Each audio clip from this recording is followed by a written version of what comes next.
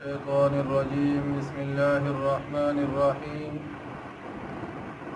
وآتینا موسیٰ الکتاب اور دی تھی ہم نے موسیٰ علیہ السلام کو کتاب وجعلناہ اور بنایا تھا اس کو ہم نے ہدی بنی اسرائیل ذریعہ ہدایت بنی اسرائیل کے لیے اللہ تتخذوا اس تاکید کے ساتھ کہ نہ بنانا من دونی وکیلاً میرے سوا کسی کو اپنا کارساز ذریتاً تم اولاد ہو من ان لوگوں کی حملنا جن کو سوار کیا تھا ہم نے نوح علیہ السلام کے ساتھ کشتی پر انہو کان عبدا شکورا بے شک وہ تھا شکر گزار بندہ۔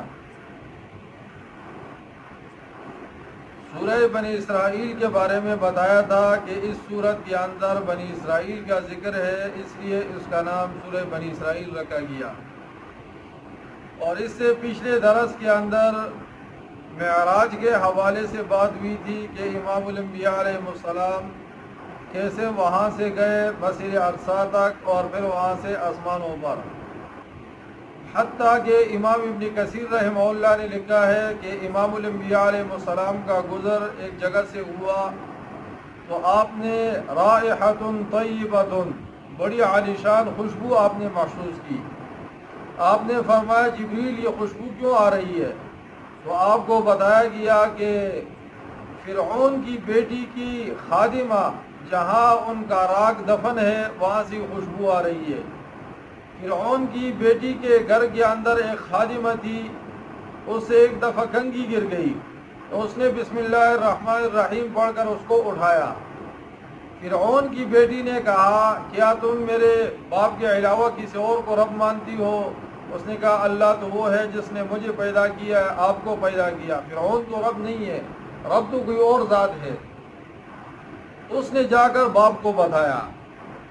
باپ نے بیل نما ایک مجسمہ تھا، اس کو تیار کر کے اس کو گرم کیا اور پھر ان کی اولاد کو اس کے اندر ڈالا۔ ایک چھوٹا بچہ جو اس کے گود کے اندر تھا اس کو اٹھا کر اس میں پھینکا اور پھر اس کے بعد اس کی باری تھی تو یہ تھوڑی سی پریشان ہوئی تو اس نے وہاں سے دیکھ کے اندر سے اس نے کہا اماں جان پریشان مت ہو، انک علی الحق، آپ حق کے اوپر ہو۔ تو اس عورت نے وصیت کی کہ جب ہماری راکھ بن جائے تو ہمیں کسی ایک جگہ کے اندر دفنا دینا۔ تو جہاں وہ راکھ دفنائی گئی تھی معراج کے موقع پر حضور نے اوپر آسمانوں پر وہاں کی خوشبو محسوس کی، کیونکہ بڑی قربانی دی تھی۔ امام الانبیاء علیہ السلام جب واپسی پر آئے تو آپ نے دیکھا نماز کا وقت ہے، انبیاء جمع ہے، رأیت الانبیاء جمعوا لی، میں نے دیکھا انبیاء کو جمع کیا گیا، لا بد لهم ان یکون امام، تو میں اس سوچ میں پڑ گیا کہ نماز کا وقت ہے، ظاہر ہے ان کا کوئی امام بھی تو ہوگا۔ اتنے میں جبریل علیہ السلام تشریف لائے۔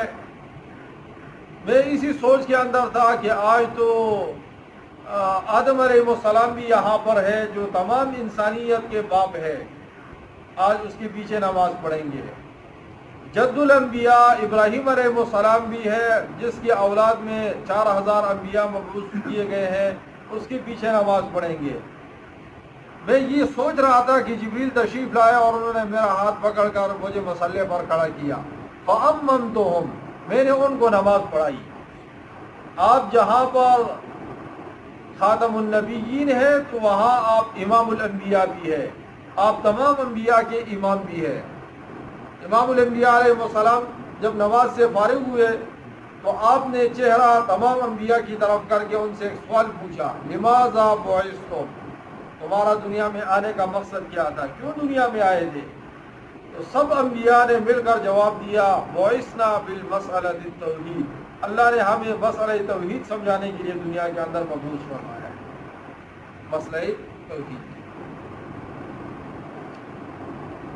تو یہاں یہ بات بتائی جائے گی کہ ہم نے موسیٰ علیہ السلام کو کتاب دی۔ آگے رکوع کے آخر میں ان ھذا القرآن یہدی للتی ہی اقوم، آپ کو ہم نے قرآن پاک دیا ہے۔ موسیٰ علیہ السلام کو کوہ طور پر بلایا ہے، امام الانبیاء علیہ السلام کو آپ نے آسمانوں پر بلا کر معراج کرایا۔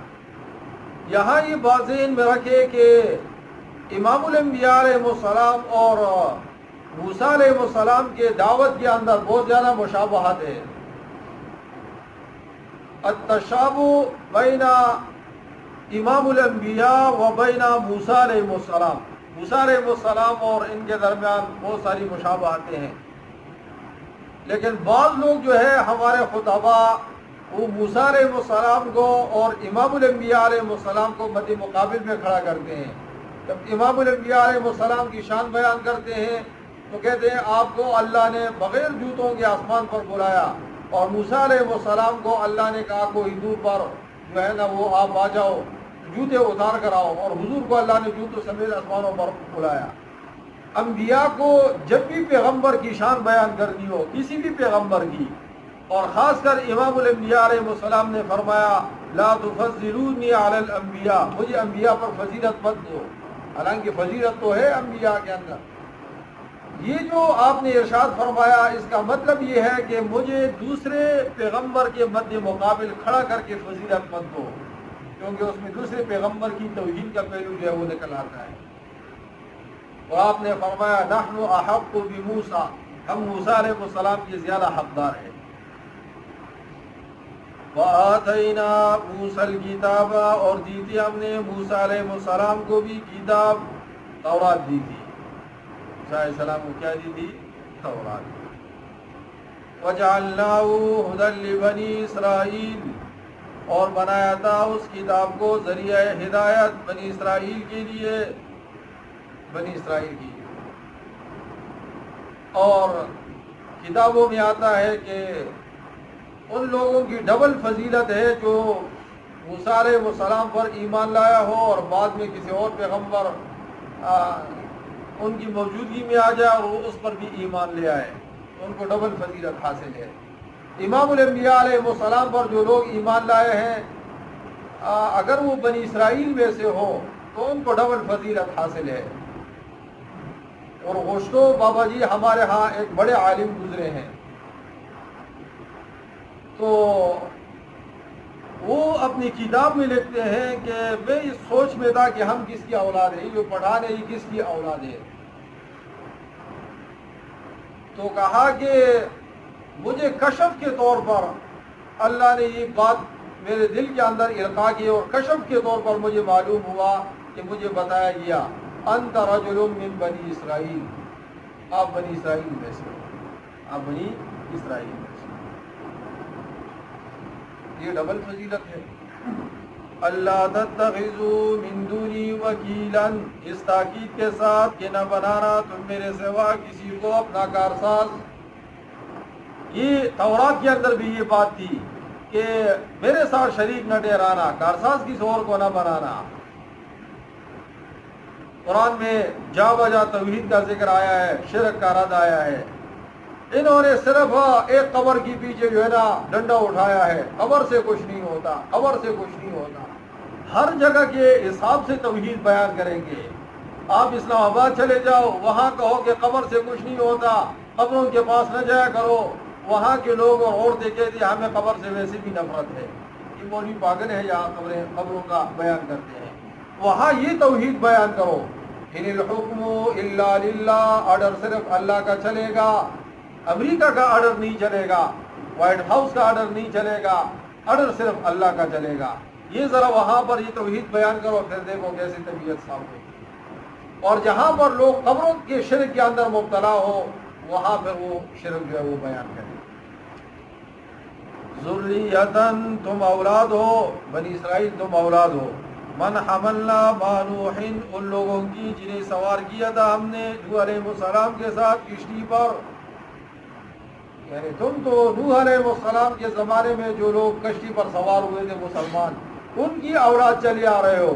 وہ تو شرک سے بیزار تھے، باقی جو مشرک لوگ تھے ان کو تو ہم نے غرق کر دیا تھا، اور جو صحیح موحد لوگ تھے ہم نے نوح علیہ السلام کے ساتھ ان کو بٹھایا تھا اور ان کو بچایا. تم تو ان کی اولاد ہو.